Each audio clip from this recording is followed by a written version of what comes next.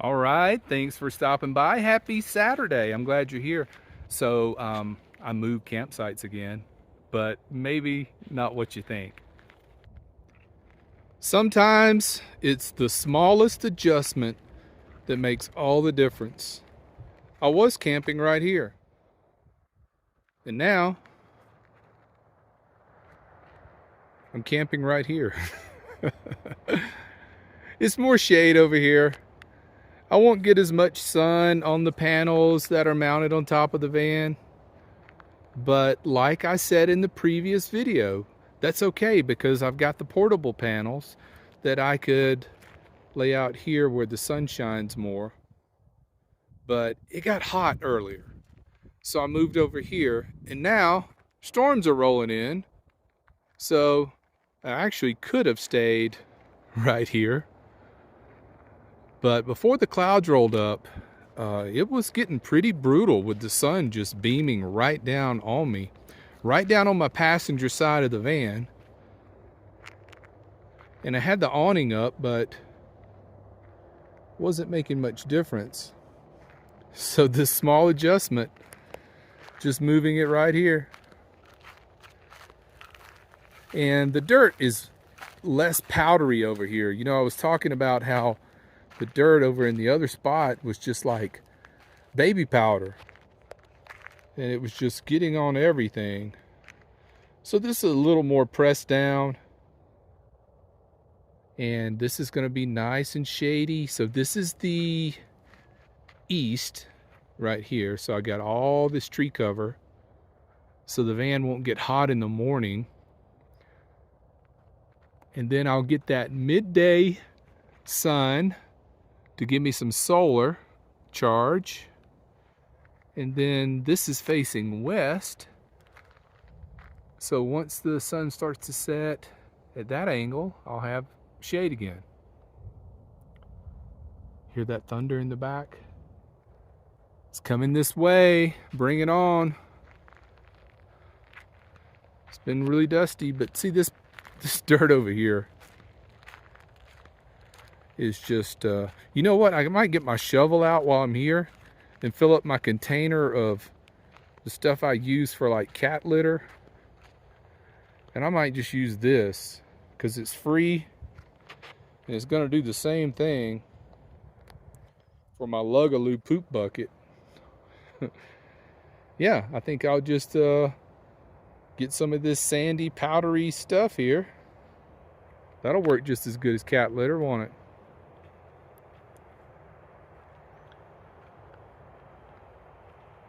So it's the little things in life.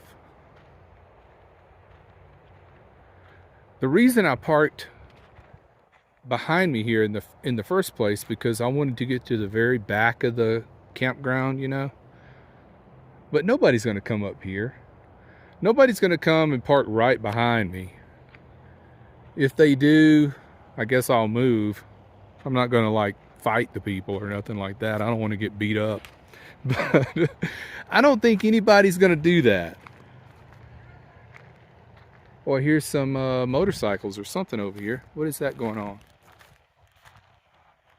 Oh, it's those little kids. They're on the little mini size dirt bikes. And it looks like Dad is in the lead on his full-size dirt bike, and he's teaching the little boy how to ride the mini-size dirt bike. And they're doing really slow. He's got all his gear on. He's got his helmet on and everything.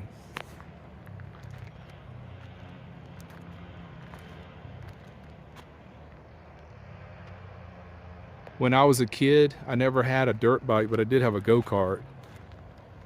So we had a track around my grandpa's yard.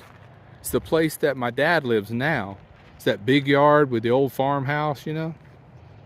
I guess the land is about 3 acres, and we had a track all the way around the fence line. And on Saturdays, we would run that go-kart. My brother, my cousins, they would all come down. They had one too. Just round and round and round.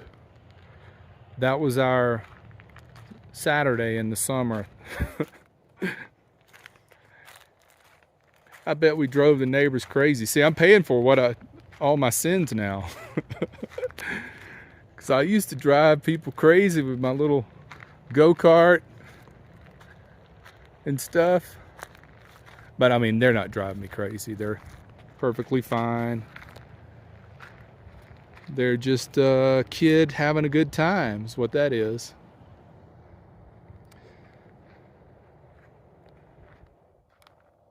Matty Wagon, you've been good to me so far. But I've been good to the Matty Wagon. You know, I am a stickler about maintenance. You know, some people say don't ever change your transmission fluid. You're just wasting your time. No. If it's anything that's like an oil, I'm changing it. And I had the radiator flushed. I did all this at, what, about 55,000 miles. Always check my air filter.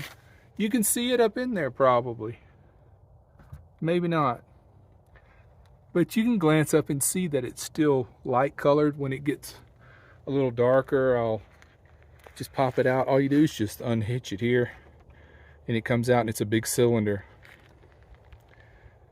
But the only thing I haven't had changed, power steering fluid. I haven't had the brake fluid changed. I'll probably do that at 100,000 miles. But I've had the radiator flushed and the transmission flushed. That's good for another 4 years.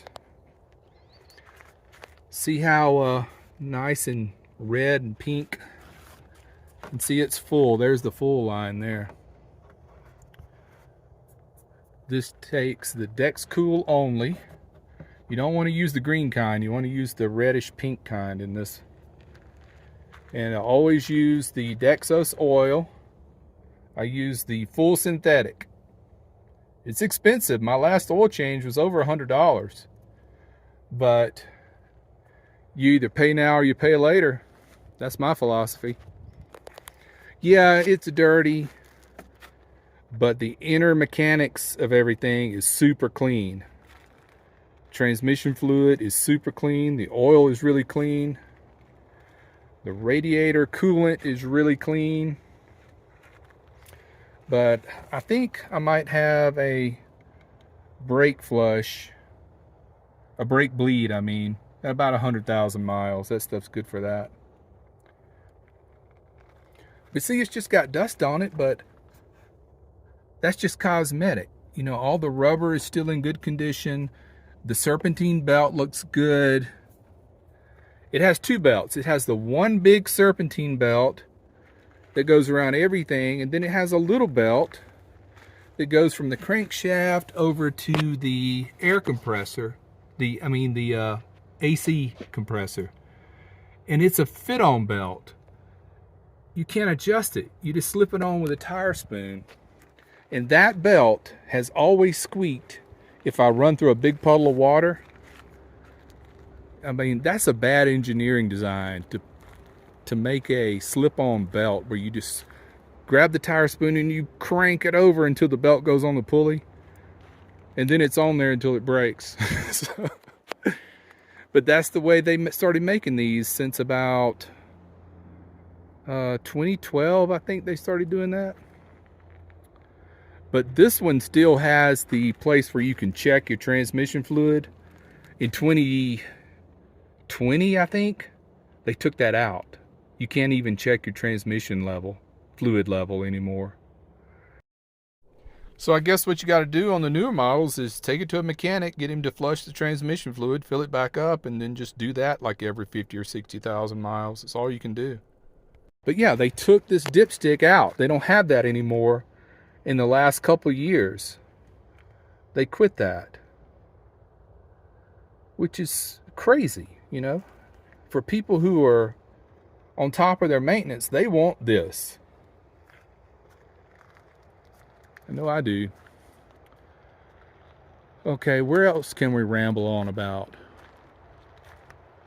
Oh, people had asked me about hail damage. I didn't have any. None at all. Not on the metal roof. You know, I got that gap that goes between the panels. It is peeling off though. My clear coat's peeling off, and that's my fault. I did that. I ruined that clear coat. when I used to have those stick-on flex panels up here, and I stuck them on with that industrial Velcro, which they never come off. I actually had to saw them off with a big knife to get them off. But since the panels didn't have an air gap, they overheated the clear coat and ruined the clear coat. But the paint's still good. If this ever rusts, then that'll be my sign to get this roof cut out and get a fiberglass high top on here. So that's why I'm not worried about the clear coat. If it ever rusts out, then that's the universe telling me it's time to remove all this stuff and get a high top put on here. Only thing about a fiberglass high top is I don't know how you're going to be able to mount panels like this on a fiberglass high top. I guess it's doable if you have like support boards on the inside of your fiberglass high top that you could screw down through. But I would get a professional to do it because I've never screwed through fiberglass. I know there's a certain way you got to do it. Like think about a boat, like a bass boat that's made of fiberglass. You know, they have those cleats on there that you tie off the anchor rope to. Well, behind that fiberglass is always going to be a support board. Because if you don't do that, the fiberglass will crack over time and it would leak. Or if I got a high top, I could just get some long things this like 2 feet high and still mount on the gutter like this where I wouldn't have to drill into the fiberglass at all. I think that's what I would do. I would just have to get a metal fabricator to make me some extensions on this. And then you could use the same pole and everything. You just have to have this taller. Like that tall. To go over the top of the fiberglass high top. And I think that's the way Jerry's got his done. Jerry, if you're watching, Jerry who's got the older model Dodge Ram, when Dodge made a really good van, he's got one of those. And he's got a big high top on it that looks like it's 30 inches high. And he's got his solar panels mounted to the gutter because he has these long brackets that go up and over. So that way you don't ever have to worry about drilling into your top. So that's what I would do. And we got on a rant there, didn't we? All because my clear coat is faded on top of my van. Big deal. Clear coat, smear coat. That's what I say. I mean, I don't care about no clear coat. I'd rather have Rhino liner sprayed up there than a clear coat. What else were we going to talk about? It's Saturday, and that's when the ATVs come out around here, but really all I've seen today was the little kids on the little dirt bikes. Other than that, you can see this is grand. Hey, wait a minute. I see something over here. Somebody went off and left their boots. I bet they'll be coming back for these. Look at this. Oh no, they've been here a long time. No laces on them. Oh, and a tent stake and a beer can. Never mind, I'll be throwing those in the garbage. This was left here on purpose. Darn it. That's okay. That's okay. If that's all they leave, I'm happy with that. I can throw that in the trash myself. But look at this place.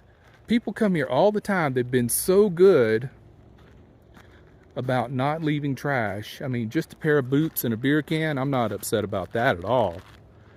It's just when they come and they leave a tarp and a big pile of trash, you know. But I'm telling you, the National Forest in northern Arizona, these people who frequent this place, they're good folks, because there's good people around here, because they're not leaving a lot of trash behind. Just a little bit here and there. And sometimes that could be on accident, but I don't think this was on accident. I think they left that here on purpose. Or why else would you stick all the stuff down in it, you know? But anyway, like look at this fire pit. Of course, fires are banned right now. But there's no beer cans. There's no soup cans. No broken glass. Maybe there is a little broken glass over there. But it's not bad. It's still on the reasonable spectrum.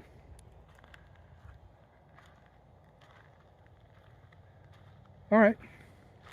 That'll do it for today.